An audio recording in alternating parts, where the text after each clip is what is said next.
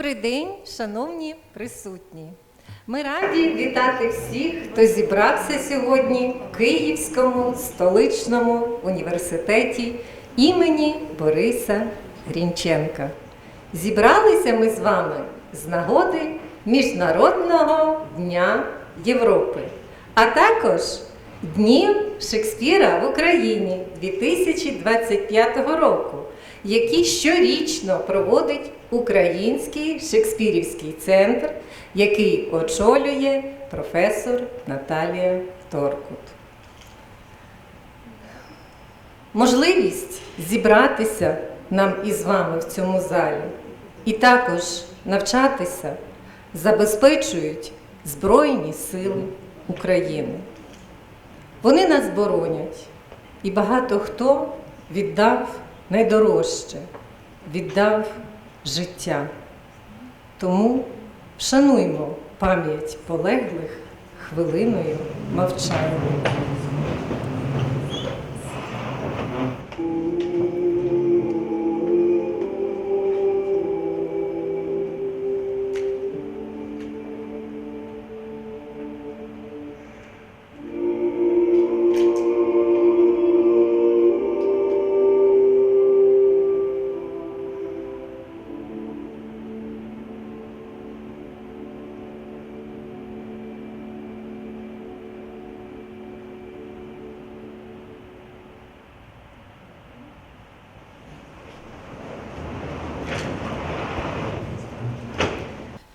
Сьогодні ми вітаємо в університеті Грінченка запрошених професорів Девіда Лівінґстоуна, професора кафедри англійсько-американських студій Університету Палацького в Омовці, Чеська Республіка. Це американський професор, який мешкає в Чеській Республіці і працює професором кафедри англійсько-американських студій. Він знаний шекспірознавець, який читає свої лекції про Шекспіра і в українських університетах уже і в час повномасштабної російсько-української війни. У березні 2024 року професор Лівінґстоун приїздив з циклом лекцій про Шекспіра до Прикарпатського національного університету імені Василя Стефаника, до Тернопільського національного педагогічного університету імені Володимира Гнатюка. А сьогодні він у нас у Київському столичному університеті імені Бориса Грінченка. So it's an honor to be here. This is Brian Reynolds, Professor Reynolds and I arrived 5 days ago, and we spent 3 days in Lviv and spoke. I think the picture you saw was from my last visit to Lviv at the Polytechnic University. So this is my third trip to Ukraine since the war, and I spent 3 months last year in Ukraine, mainly in Ivano-Frankivsk. Am I too close? Is that better? This is my third visit to Kyiv, but my first visit to your lovely, wonderful university, and thank you for the staff for hosting us. I'm an American who was born in Germany, who lives in the Czech Republic. So I'm a bit confused, but I've been living in the Czech Republic, where I actually first came to Czechoslovakia, but now the Czech Republic for over 30 years, and I teach at the English department there. And I specialize in Shakespeare and English literature generally, but also in American folk music. So you might have seen in the picture there, I was there with my banjo. My banjo is quite heavy, so this year I brought a new instrument I bought for myself for Christmas, because I didn't, usually I have to buy presents for myself. This is usual dad situation.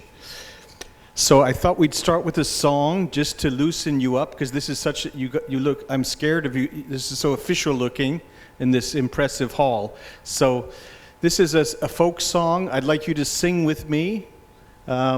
by the great American folk singer and activist, Mr. Woody Guthrie. You can see him there on the bottom right.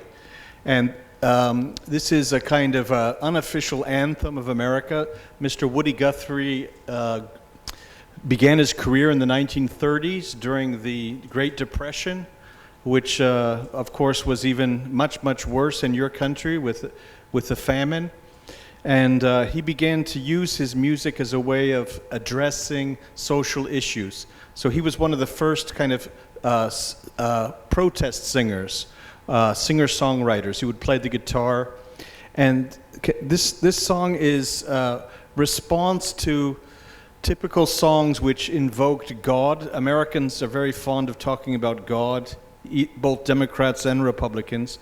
By the way, we'd like to apologize for Mr. Trump. We're not very happy with the current political situation. At the end, we can have some discussion and talk about it more, but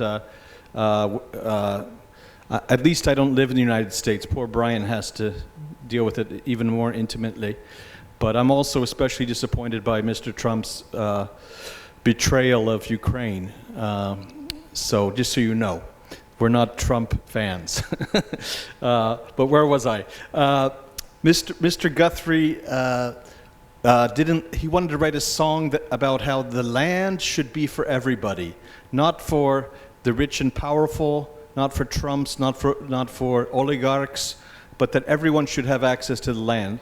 And I've sung this song around the world because it's about, I think it's relevant for every country. So usually I change the lyrics, if you can see there, from California to the New York Island. So since I lived in Ivano-Frankivsk, I sang, from Ivano-Frankivsk to the Crimea Island, this land is made for you and me.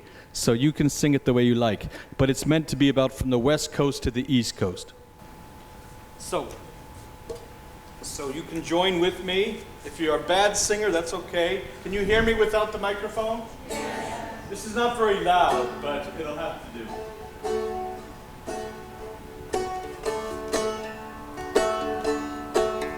This land is your land.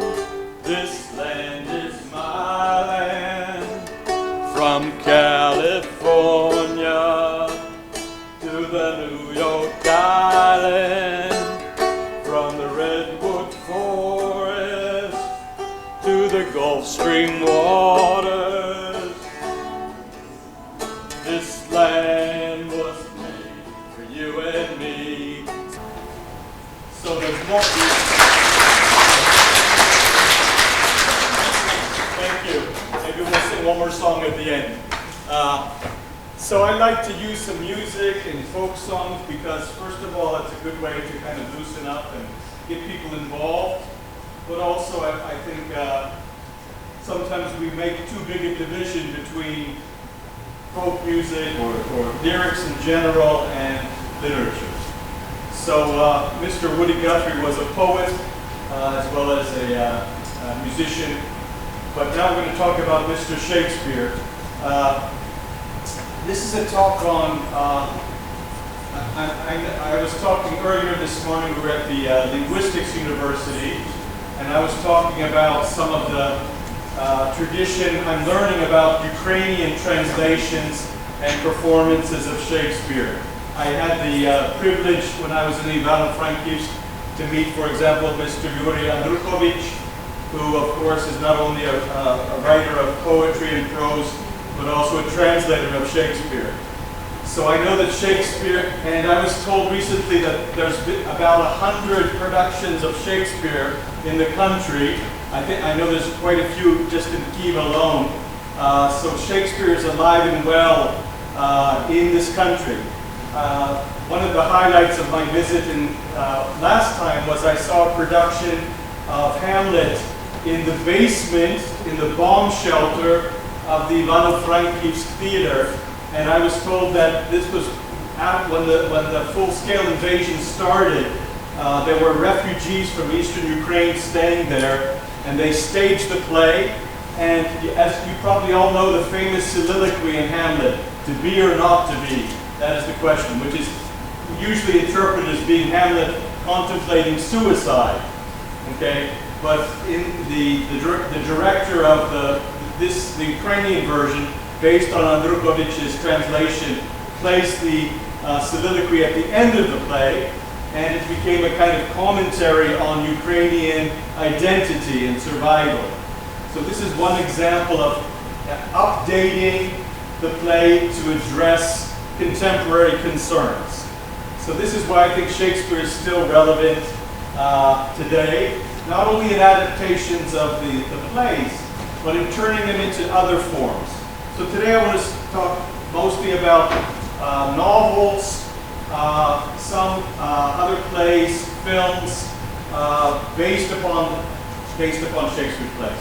So the talk is called Adaptations of Shakespeare's Plays and Life in Contemporary English Language Literature and Film. Not only British, but American and even Canadian. So the first three examples, can you hear me without the mic? Yeah. I don't like the mic, it distorts my voice. And since we have all these screens, I can move around, right? Okay, but our cameraman is... So the first example is from a fairly recent novel by the British novelist Ian McEwan. Some of you might have heard of him. Most famous, his first book, The Cement Garden, a very versatile writer. And this is one of his recent novels called Nutshell, which takes the story of Hamlet, which you all know. Hamlet is usually interpreted as being about this intellectual young man who's unable to act. Here he's actually a fetus in his mother's womb. So that Hamlet is there inside. And the story is told in first person from his perspective. So it's kind of science fiction. And he hears his mother planning to kill his father with her lover, who is Hamlet's uncle. Okay, just like in the original story, right? And of course the fetus is unable to do anything about this because he isn't born yet. And the story ends with him being born and his mother and uncle being arrested for murder. The second version is called Hamnet, another variation of Hamlet, but it's much more about Shakespeare's wife, and the tragedy of their son, their only son, dying as a young boy, by an Irish writer, Maidie O'Farrell. And the third one is by Margaret Atwood, a still living Canadian novelist, most famous for her book The Handmaid's Tale, made into a TV serial, which seemed to be is like a dystopia, like George Orwell's 1984, when right-wing extremist Christians take over America. Oops. The truth is that the fiction has become reality. So, but this is a book which is a variation on Shakespeare's play, The Tempest. Okay, next slide, please. Oh yeah, I already forgot. Okay, thank you for saying that. Thank you. Okay, so I'm going to, of course there have been adaptations of Shakespeare's plays from the 17th century on, but I don't want to go too far back in time. So I'm starting with the year of my birth, this is a quite well-known play by Mr. Tom Stoppard, who was interestingly enough born in Czechoslovakia, but whose family were Jewish and fled the Nazis in the late 30s to the UK. And so he's connected with the so-called theater of the absurd, and he kind of launched this new approach to Shakespeare adaptations by taking two minor characters in the original play. Rosencrantz and Guildenstern are fellow students with Hamlet, who Claudius the king brings to spy on Hamlet because he's afraid that Hamlet's going to take revenge. And he kind of places them at the center of the story, but in typical theater of the absurd fashion, not much happens. Okay, it's very minimal in plot. Hamlet appears briefly, but he's not very important. So Stoppard kind of provides an offshoot of the original story and moves it somewhere else. And this kind of these are two famous British actors you might recognize, Tim Roth and what's the second one? Gary Oldman, thank you, who have been in many other films. Well, I think Gary Oldman was in Harry Potter and amongst other things. So since then there's been many kind of taking a minor character and giving their backstory, their narrative, taking it in a different direction. This is a very interesting series of books. I don't know if any of them have been translated into Ukrainian. If not, you have a job to do, young folks. And Hogarth Press was launched in the 1920s, I believe, by Virginia Woolf and her husband Leonard Woolf. It's now part of Penguin Group. And they came up with an idea of commissioning a series of novels which would update Shakespeare's original plays. Everyone with me? Yep. Good. So quote, this is the kind of blurb to their project. This project, it's called the Hogarth Shakespeare series, will be true to the spirit of the original dramas and their popular appeal, while giving authors an exciting opportunity to reinvent these seminal works of literature. This wasn't the first time to do this, but this was a much larger scale. So this included, for example, Jeanette Winterson, a contemporary British novelist, most famous for her first book, Oranges Are Not the Only Fruit, about growing up in an extreme religious household and being a lesbian. So she did a new version of The Winter's Tale, which is, interestingly, fun fact, originally set in the Czech Republic, in Bohemia, but unfortunately, Shakespeare was bad in geography, like most English people, so he gave Bohemia with the beach, which unfortunately is not true. No beach where I live. Howard Jacobson's, the second example, is a Jewish English writer, and because of his ethnic background, he decided to give a new version of Shakespeare's comedy, Merchant of Venice, which I say comedy because it's not very funny unless you hate Jews, so maybe Hitler liked it, because it portrays the character of Shylock as a typical stereotypical evil Jew with all the, he's money hungry, he has to dress in a special uniform. So Mr. Jacobson updates this story into contemporary London, okay, again dealing with contemporary Jewish English people. The third book I'll talk about in a second, and the fourth book, and the last ones are variations of Othello and variations of Macbeth, two variations of Macbeth. All of these were written in English except for Joe Nesbo, who's a Scandinavian author, so this was retranslated into English. I'm sure many of you are familiar with this play, The Taming of the Shrew.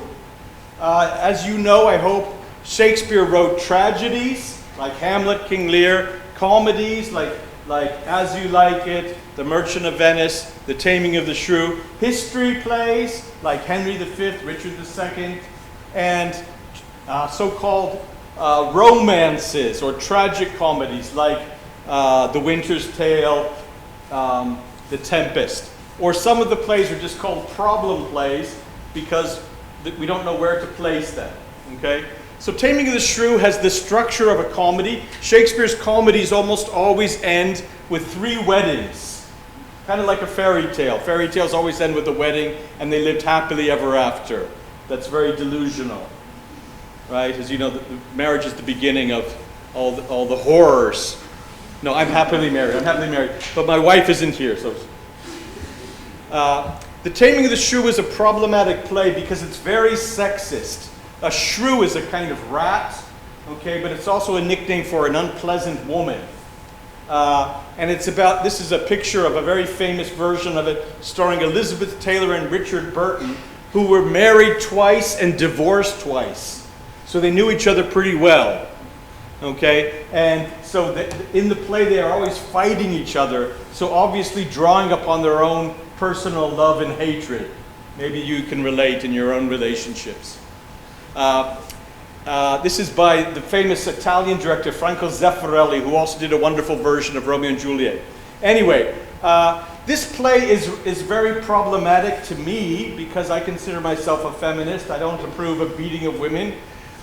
So but this, and most of Shakespeare's plays, I would say, are quite progressive. This is an exception to the rule. But even though it's very sexist, because basically the Katarzyna, or Catherine, is this kind of strong-willed woman who doesn't want to get married. She wants to be independent, and she's basically forced to marry this Petruchio, who tortures her mentally until in the end she kind of becomes submissive, good wifey. Now there's various ways to play this. You can do it, I've seen versions where at the end of the story she gives her speech and she slits her wrists and bleeds to death, or she comes out like a zombie, like one of my students. I call my students the sitting dead. Is there? So yeah, you guys look very lively compared to Czechs. So this play is rather problematic. I just saw on my way today in Kyiv, I saw that Kiss Me Kate is being performed somewhere. Kiss Me Kate is a musical version of this. I guess this is an interesting version for you young people. Actually, it's quite an old film now already. 10 Things I Hate About You is a version of the play set in the United States in a high school. And it has the typical stupid high school things like cheerleaders and football. But it's a kind of feminist rereading. And my favorite version is from the Shakespeare Retold series by the BBC. And in this version, Catherine becomes prime minister. So that's the way it should be. I think we need more women in power. Get rid of the men. So Ann Tyler, she's one of my favorite American contemporary writers. She often writes about middle class, lower middle class people, often focusing on kind of average women, and gives them a lot of dignity. She's a wonderful writer. And she decided to write a new version of Taming of the Shrew called Vinegar Girl. In other words, she's a kind of sourpuss, we would say. Unfortunately, I didn't really enjoy this book, even though I'm a big fan of hers. So this was not my favorite. She tried to update it by, in this version, Catherine works in a kindergarten, and her father is a university professor. But not a cool one like me, but a scientist. So a super nerd, and he has an assistant, PhD student, like as his, who does everything for him. But his PhD assistant is an illegal alien, so he needs to get him a green card. So he tells Catherine she should marry him, and she's like, "What the hell? You're just using me like a tool." Okay, but he has no kind of social skills because he's a nerdy scientist, so he doesn't really understand that he's offended his daughter. So that's a kind of a cool premise, but it has this happy ending where they fall in love with each other, blah, blah, blah. So to me, the book is kind of, so what? It doesn't really kind of come to terms with the problematic, sorry if start spitting, with the problematic parts of the text. So for me, this was not such it's a good read, but nothing profound. So I'm going to skip that one.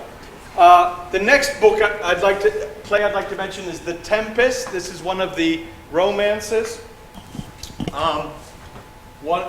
Usually viewed as one of the last plays, if not the last plays Shakespeare wrote. The Tempest takes place on an island, in the kind of tropical island, which is inhabited by Prospero, who's the former Duke of Milan, who has been kicked out by his younger brother. There's always evil younger brothers in Shakespeare, kicking out their older brother. And he's there with his daughter, and he has two kind of slaves, you might say. Ariel, who's described as kind of like a fairy angel, and Caliban, who's, as you can see in the picture, is usually portrayed as a kind of native of the island, a person of color. He treats them kind of as his personal slaves. In the end, he frees Ariel, and poor Caliban is left enslaved. So, now, as you know, in your country, you have there's a lot of interest in post-colonial theory. Okay, your country is historically, well, I don't have to tell you, but there's, as you know, post-colonial theory can be applied to many different countries, but even to an older text. So people have begun to look at the character of Caliban and try to portray him in a more positive light. Why does he have to do what Prospero says when he's the one who's from there? Okay? So this book has been treated in different adaptations in a new light. Probably the most famous recent version of this is from 2010 with Helen Mirren, the great British actress, changing genders and being the main lead. And this, of course, changes the dynamics as well. I won't talk about Prospero's books, that's too difficult. So Margaret Atwood took this text and updated it to contemporary Canada. The title of the book comes from a description of Caliban, because his mother is supposedly a witch. Okay, so she's the descendant. A hag is like an ugly lady. That sounds sexist. Some people might use this phrase. And she puts it in contemporary Canada. The main character is a playwright like Brian, who you'll meet in a few minutes, who loses his job to a younger man. So the basic framework is similar. He has a daughter, but she has died as a little child, and he has this ongoing dialogue with her, kind of as a ghost. You don't know if it's just a figment of his imagination or not.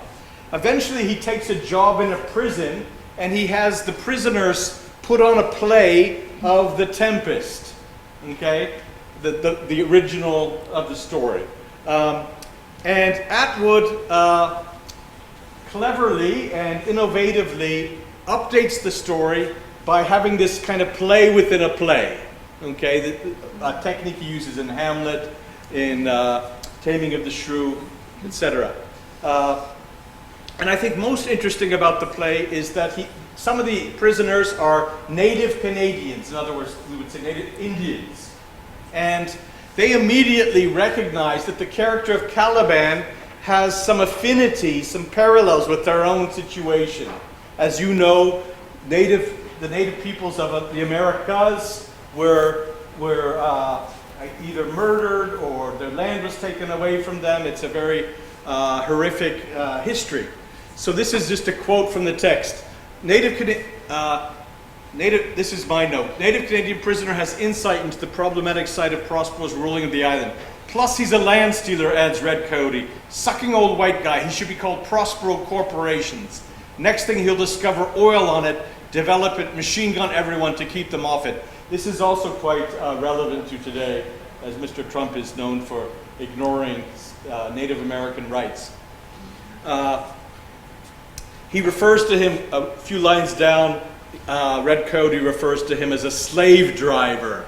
Okay, so I think this book, for me at least, is more successful as an adaptation because she manages to address quite controversial issues of the day of contemporary Canada, while also having a very good read and exploring a new dynamic of Prospero's relationship to his deceased daughter.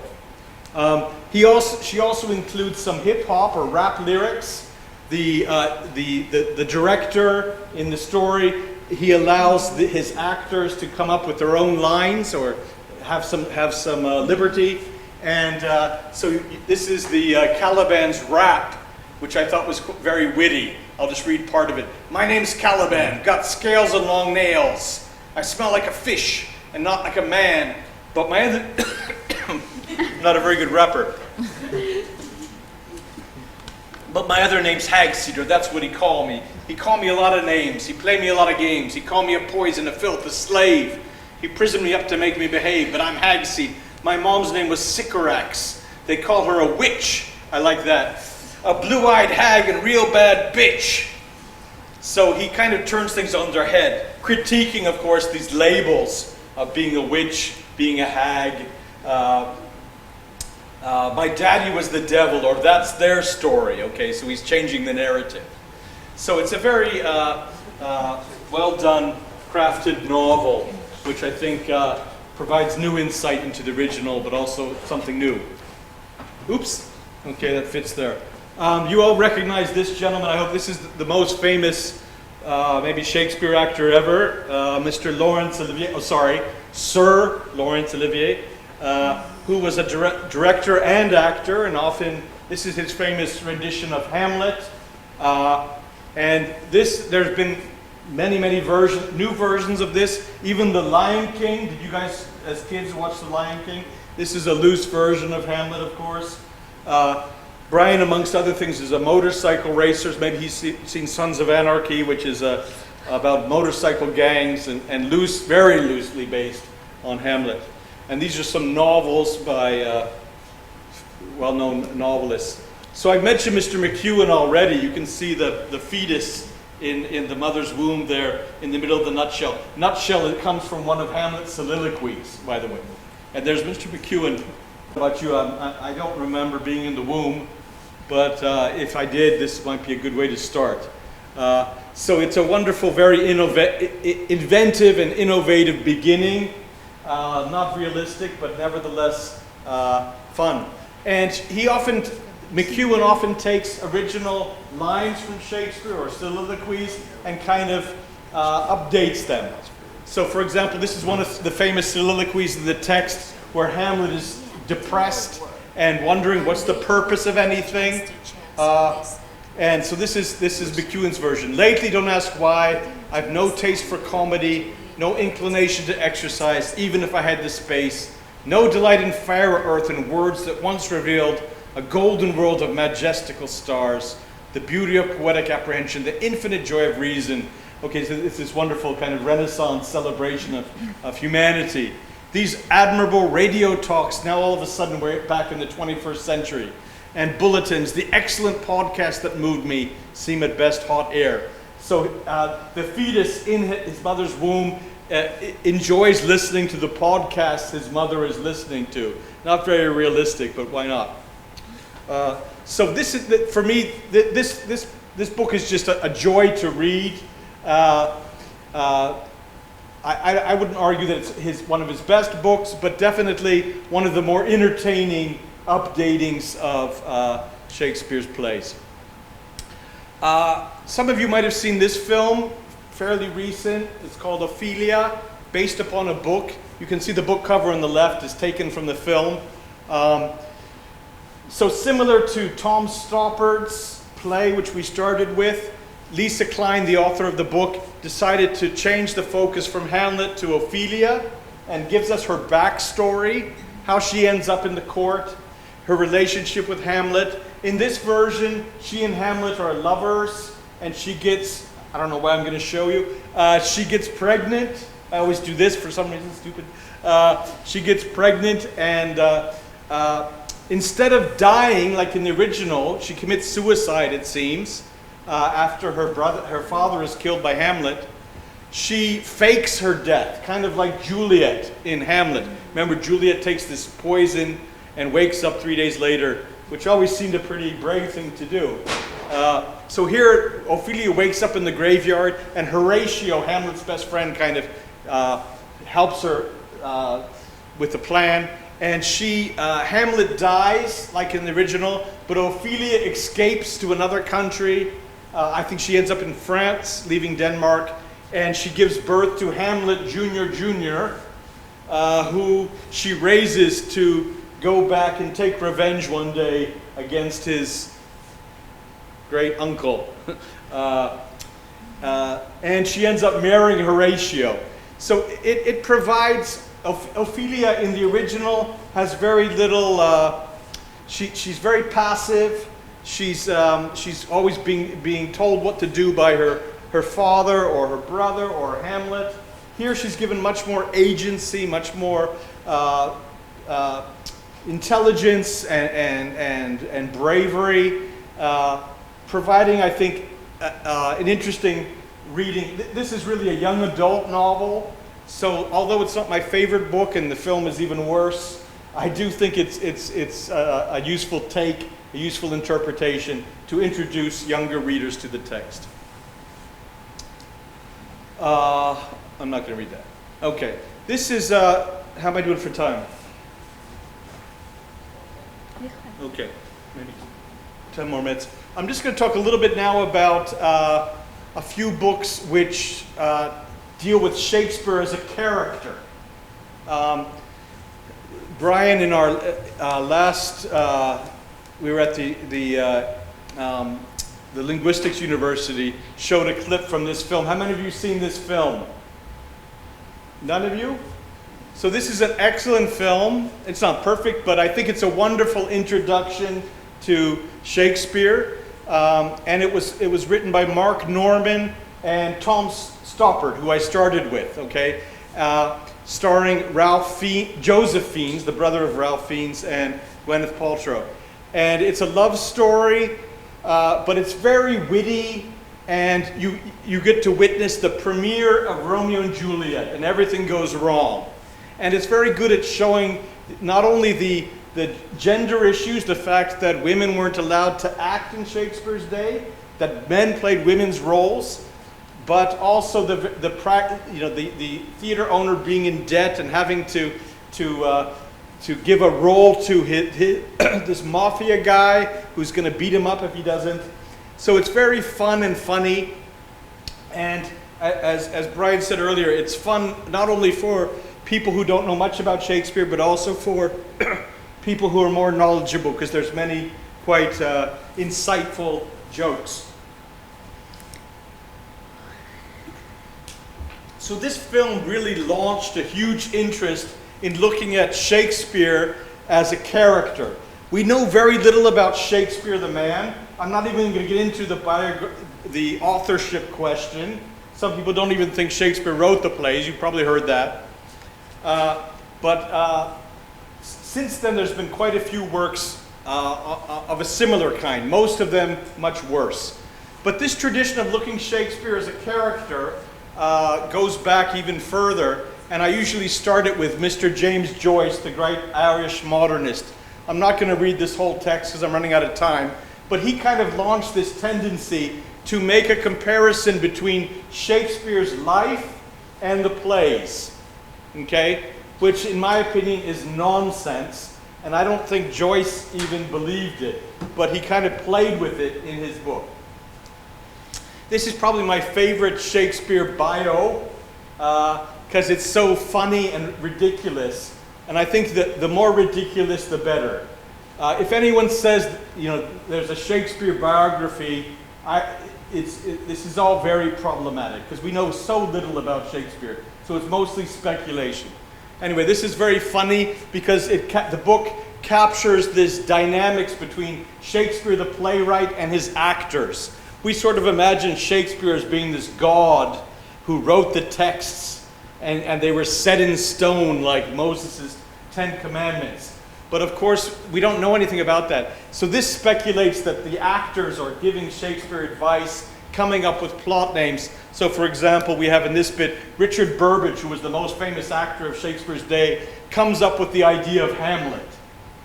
This is not true, because Hamlet was already based upon a historical person, but it's a fun kind of element. Another favorite author of mine who does Shakespeare bios, fictional ones, is Mr. Anthony Burgess. You might know him as the author of Clockwork Orange, another dystopia where it takes place in the future in Britain, where the Soviet Union won the Cold War, so everybody speaks a version of Russian and English. Thank God that's not true yet, but thankfully we have Ukraine preventing this from happening. But he wrote this wonderful novel called Nothing Like the Sun. In our previous group, one of the girls actually recited this sonnet, a story of Shakespeare's love life. And it's quite funny, there's lots of sex in it. It tries to solve the mystery of Shakespeare's dark lady. Maybe you've heard of this. Some of Shakespeare's sonnets are written to a dark lady, like the Nothing Like the Sun. And people have speculated, what does that mean, a dark lady? Did she have a tan? Did she wear black? Was she African? In this version, she's Malaysian, which is totally random, until you know that Burgess lived in Malaysia and cheated on his wife with Malaysian girls. So this tells you more about Mr. Burgess's interests than Mr. Shakespeare. Robert Nye is another wonderful writer, British novelist, who's written 2 books on Shakespeare, 2 novels, one from Mrs. Shakespeare's perspective, and one kind of this encyclopedia of Shakespeare trivia called The Late Mr. Shakespeare. Terry Pratchett, I'm sure you've heard of him, who created his own series of books in this kind of alternative universe called Discworld. He wrote this book, which is a lot of fun, inspired by Macbeth and the witches, sometimes known as the Weird Sisters. He also has a character based on Shakespeare who was a dwarf, who apparently has to become a writer because he can't do anything else. He's not good at basketball. And so very inventive and fantastic version of Shakespeare. I recently wrote an essay for Professor Torkut about this TV series, which ended about 5 years ago. I like this one because unlike in Shakespeare in Love, where you have a very handsome actor, often with his shirt off, but if you've ever seen a portrait of Shakespeare, he doesn't look like he was super handsome, like me, but more like this guy, David Mitchell, who's a wonderful comic actor. And this TV show is set in Shakespeare's days. It's always half of it's in London. That's him with his wife, daughter, and parents. His daughter is a very moody teenager who thinks her father is an idiot. Even Shakespeare probably had kids who thought he was stupid, right? You know that you may be you may be a very important person, but your children can always humble you, right? And the second part of this series always takes place in London, where he spends a lot of time with Christopher Marlowe. Marlowe was his contemporary, and in this version, Marlowe is a complete idiot who is good with the women because he's handsome. And so Shakespeare hangs out with him because he tries to get the leftovers from Mr. Marlowe with the ladies. And in return, he gives him the plays he doesn't want. So it's very funny and very topical because he often makes reference to contemporary British politics and weather and transport, etc. Okay, I mentioned this one already. This is the most recent book I've read, and I got this book after I finished a book I wrote upon this topic, and I said I will never read one of these stories again. I'm sick of them.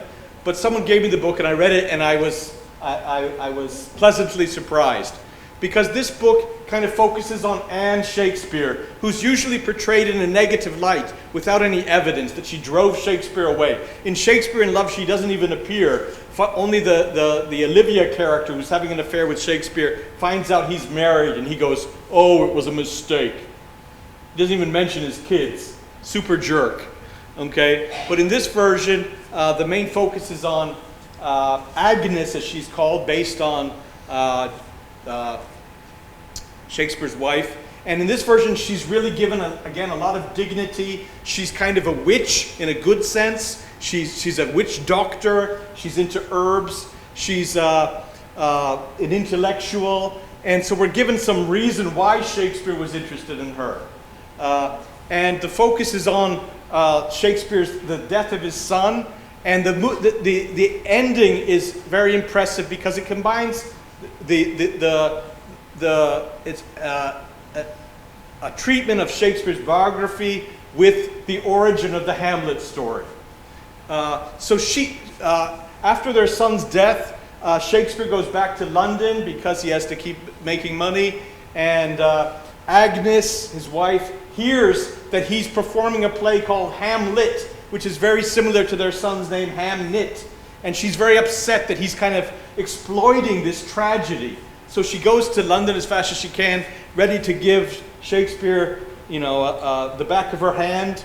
And he's not at home, so she hears that he's at the Globe Theatre presenting the play. And she gets there really in a fury, only to see the play performed, and she changes her mind. So this is the end Her son, her Hamlet, is dead, buried in the churchyard, yet this is him grown into a near man as he would be now, had he lived, walking with her son's gait, talking in her son's voice, speaking words written for him by her son's father.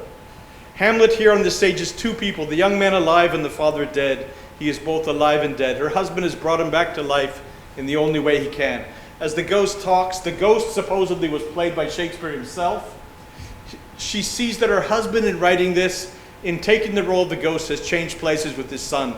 He has taken his son's death and made it his own. He has put himself in death's clutches, resurrecting the boy in his place. So it's a wonderful tribute that perhaps Shakespeare was using his art to somehow cope with his son's death, but also to celebrate him. Okay, what would have happened if he'd been an adult? So I think this O'Farrell's novel combines kind of the two approaches I've been talking about, the focus on Shakespeare's biography with updating the original play. So this is my contact info. You can contact me if you like in the future. This is my, I hope we can develop some links between our universities. I've been talking to some of your teachers about, so in the future perhaps some teachers and also students can come. And that's my home. That's my house, and that's my summer house. No, the first one is the city, and the second one is our university. So, did they solve your approach? Yeah. I think so, yeah. So I'd like to introduce now my good friend, Professor Brian Reynolds, this man, who I only came from Czechia, wasn't very far, but Brian has flown all the way from Southern California. We've known each other for over 30 years. We were undergraduates together, bachelor's degree in Berkeley in San Francisco, where we were both studied English literature. He went on to do his master's and PhD at Harvard University, and he's had a long and illustrious career. He teaches now, and for many years now, at University of California, Irvine, which is south of Los Angeles in Orange County. His main interest is in critical theory and philosophy, also performance studies. So he's written a number of books, many articles, and co-authored many works, so very prolific. I think he'll show you he can give you a link to his profile. He's also, if that wasn't enough, a playwright and a director, and his plays have been performed all over the world. He's also a extreme sportsman, a motorcycle rider, extreme skier, and a rock star. No, he's not a rock star, but anyway. So we've been it's been great to have him here with me, and I'll turn it over to him. Thank you.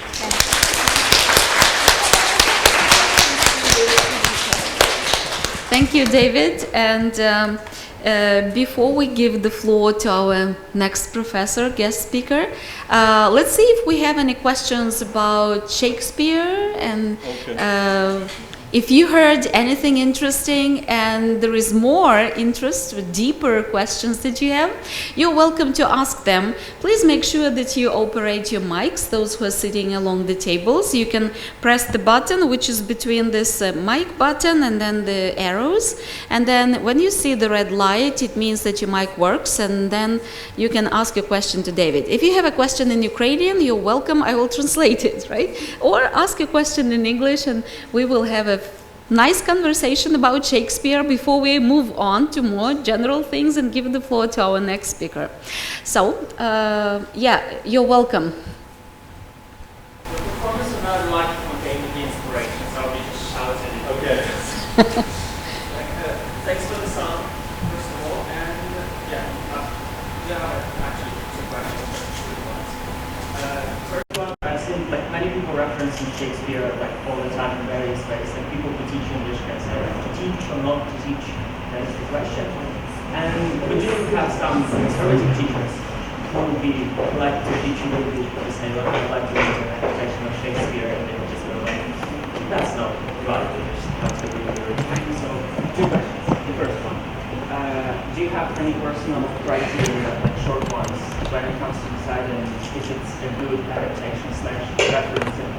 Shakespeare? And the second question, do you personally have some similar sacred parts of Shakespeare that you know, touched, referenced, exploit, or something like this? Yeah. Did you all hear that? Like, do I have any criteria? What's a good adaptation or not? Yeah. No. I think the best adaptations are the ones which are not too respectful. There's so many bad adaptations which treat Shakespeare like a god, or describe him as like he was the baby Jesus.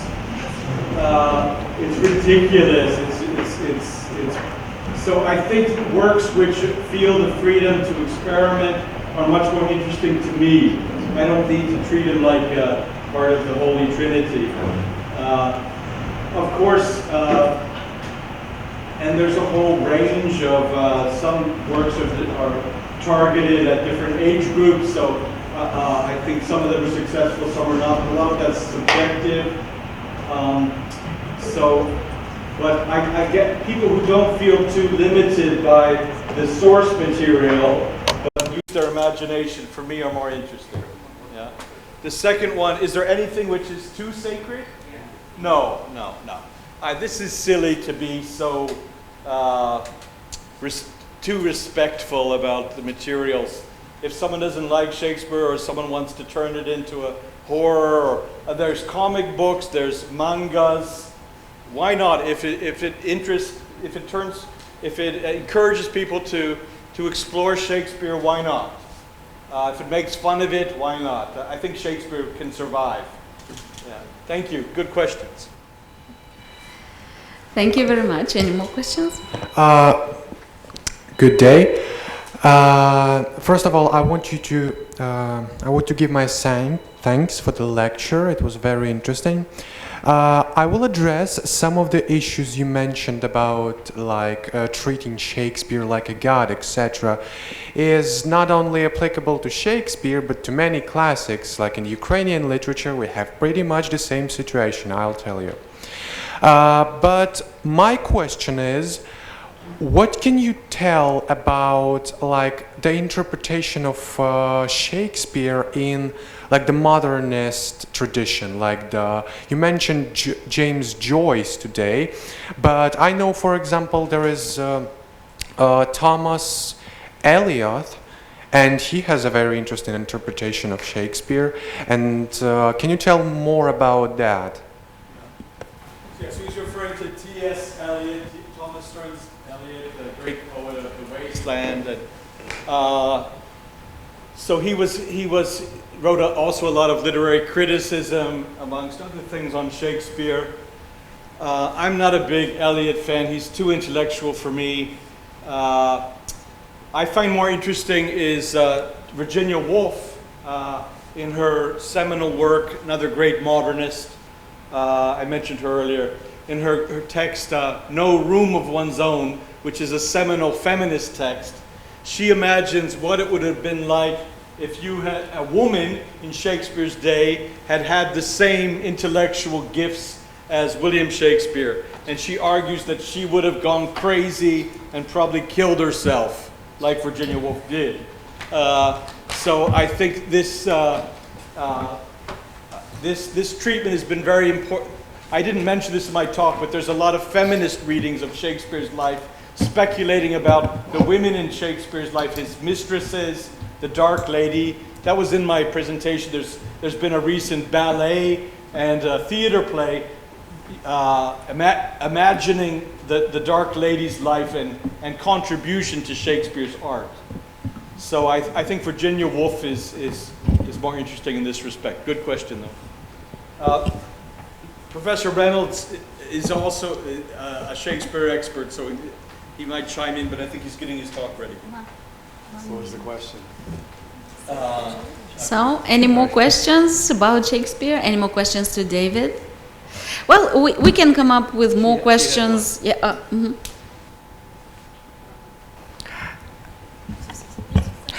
Do you agree with Harold Bloom that Shakespeare at the center of canon of English literature, and why not Chaucer is at the center What do you think about it? Well, I think this note, Harold Bloom, those of you who don't know, is this very influential, kind of old school critic who was very dogmatic about his views. And I don't like this overemphasis upon the canon. The canon, meaning not the cannons that are being shot at Ukraine, but the kind of the set of works which are considered the most important. We talk about the biblical canon, right? The books we consider part of the Bible. So the canon is moving, is changing over time. So if you compare, I don't like this overemphasis upon what's important, what's not. Again, I think it's rather subjective. Some English majors nowadays don't read any Chaucer or any Shakespeare. They only focus on women of color, for example. Chaucer's, to me, is very important and wonderful and witty. Of course, it's much harder to read him, writing in Middle English, so most of us use modern adaptations, translations. But I think they're both equally delightful, and medievalists, of course, often focused on Chaucer. So I don't think there has to be an either or. Shakespeare even treated some of the same materials in Troilus and Cressida. They both have a version of this.